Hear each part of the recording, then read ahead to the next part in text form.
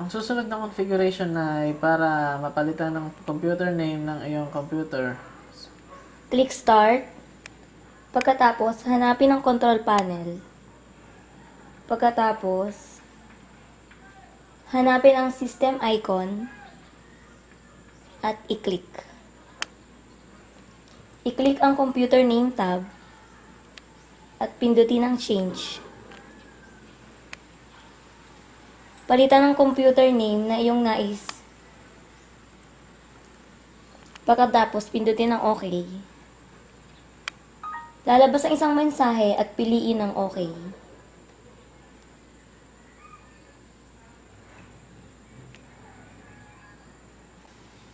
Ang susunod na configuration ay para makagamit tayo ng ibang IP pag gumamit tayo ng Mozilla. Ang purpose nito ay para mag-iba ang iyong IP imbis na ang real IP mo ang lalabas kapag ikaw ay nagbabrowse. Click natin yung tools.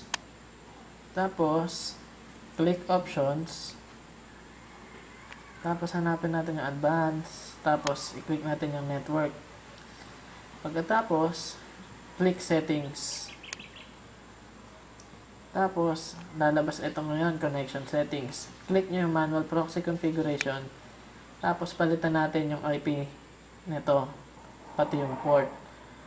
Para kayo makahanap ng IP na ganito, sa internet marami namang iba-iba dyan eh. Ang purpose nito para maitago yung IP mo kapag nagbabrowse ka in case na i-trace nila kung anong IP ang gamit mo, ang lalabas lang yung IP na ginamit mo dito. Pero kung ayaw nyo gamitin, at ayaw nyo gamitin yung ibang IP, pwede nyo naman siya ibalik sa no proxy, tapos i-click nyo lang yung OK. Ang configuration na to ay para ma-disable ang right click sa desktop. Click Start, then click Run. Type regedit and click OK.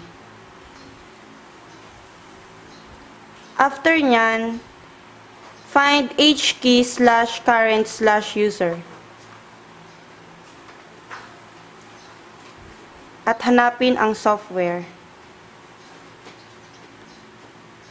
Pagkatapos ng software, hanapin ang Microsoft. Then, Windows.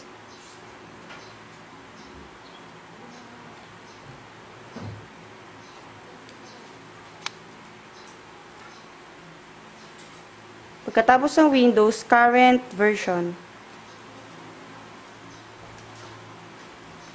Then, policies.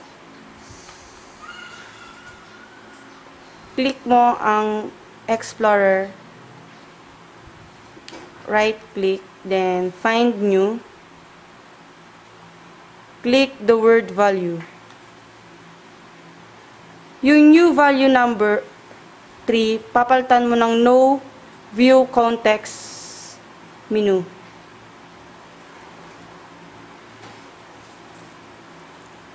Then, i-right click mo siya.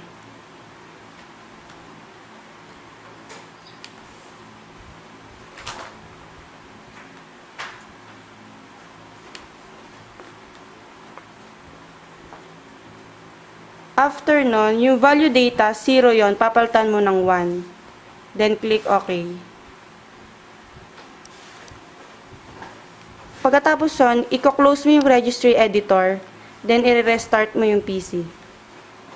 Configuration is for the Windows XP to disable the automatic restart when occurring an error.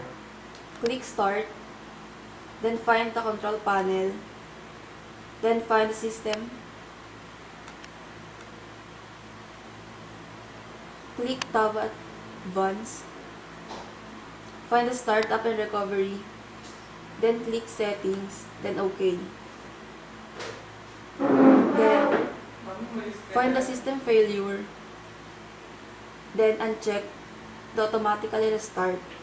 Then OK. Every time there's an error in your computer, it will restart your PC.